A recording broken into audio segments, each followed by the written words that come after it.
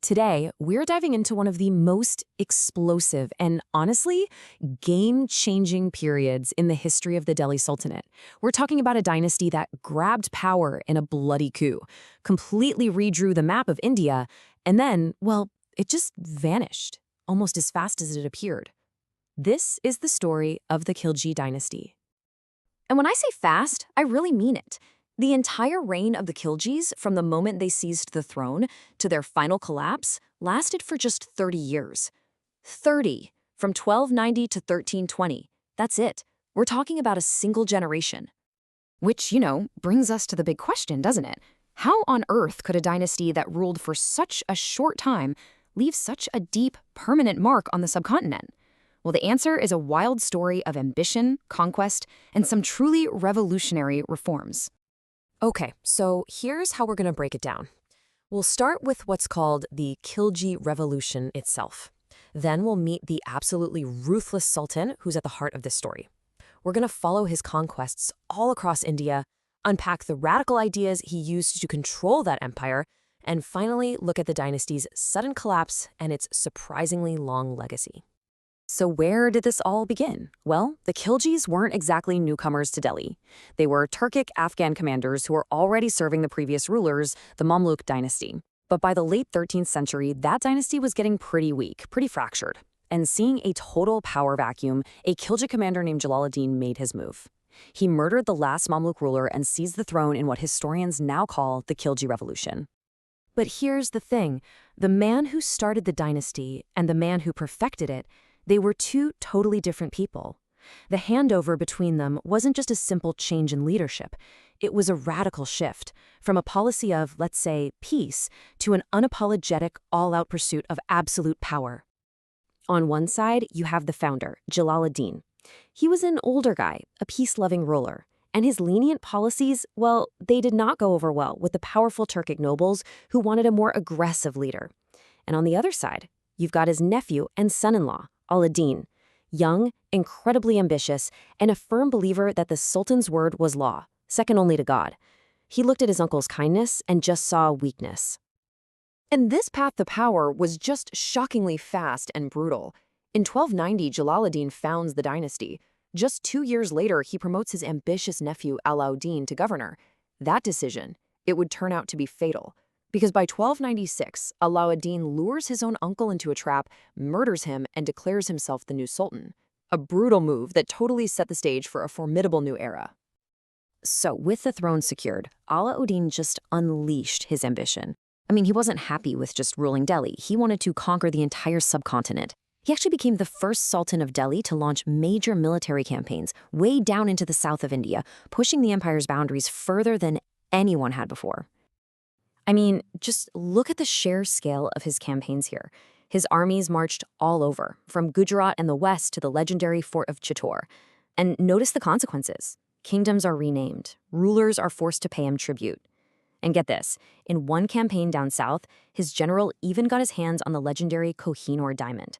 That move alone cemented Alauddin's status as one of India's most powerful rulers ever. But conquering an empire is one thing. Controlling it is a whole different ballgame. And this, right here, is where Alauddin's real genius lay. To manage these huge territories, to fund his massive army, and to crush any threats to his power, he brought in a series of revolutionary reforms that completely reshaped the state. His first big problem was an internal one. The powerful nobles who helped him rise up were now a potential threat. Rebellions were a constant fear for any sultan, and Alauddin was absolutely determined to eliminate that possibility completely. His solution? Total centralization, all aimed at breaking the nobles' power. First, he controlled their social lives, banning parties and even forbidding marriages between powerful families without his okay, all to stop them from plotting against him. Then he hit them where it hurt, their wallets. He confiscated their land grants and pensions. Every single action was designed to make them completely and utterly dependent on him. Okay, next problem, money. Conquering India and defending the northern borders from constant Mongol invasions, that takes a huge, professional, permanent army, and an army like that is incredibly expensive. So how in the world was he going to pay for it? And this is where you just see his ruthless efficiency on full display. First, he ordered all the usable farmland to be measured. Then, he fixed the state's tax at a staggering 50% of everything they grew. And he demanded it be paid in cash, not crops. This forced farmers to sell their produce, which jump-started the market. He then completely cut out the middlemen, those local chieftains who used to skim off the top, by having a brand new government department collect taxes directly. It was a complete overhaul of the rural economy. But collecting more cash was only half the solution. He also had to slash his expenses. So he introduced strict market controls. He fixed the price of everything a soldier could possibly need: food, cloth, horses, you name it.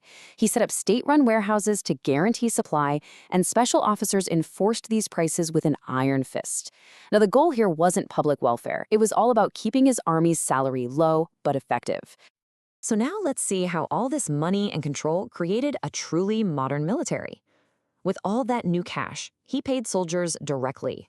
This made sure their loyalty was to him and the state, not some local lord. To stop fraud, he introduced a system of branding horses called dog. And he kept a descriptive rule of every single soldier, a hulia, so commanders couldn't swap out trained fighters for random guys. He basically created a modern professional fighting force.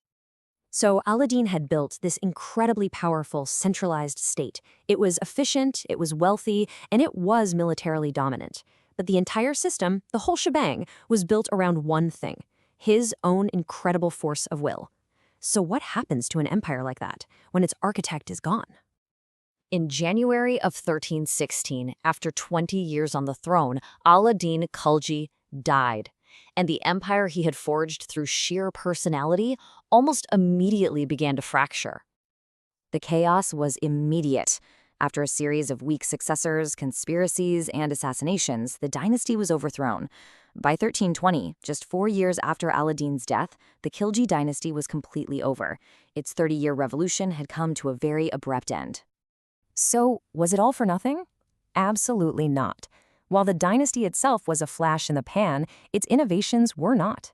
The administrative blueprint Aladdin created, his methods for collecting taxes, controlling markets, and organizing an army, was so effective that it became the foundation for centuries of governance in India. Future dynasties, including the mighty Mughals, would look at the Khilji system and copy it. And that really leaves us with a final thought, doesn't it? The Khilji story is this incredible case study in the nature of power. It shows how one ruler's vision can literally reshape a subcontinent. But it also forces us to ask a really critical question. How stable can an empire truly be when its entire structure depends on the life and will of a single, powerful individual?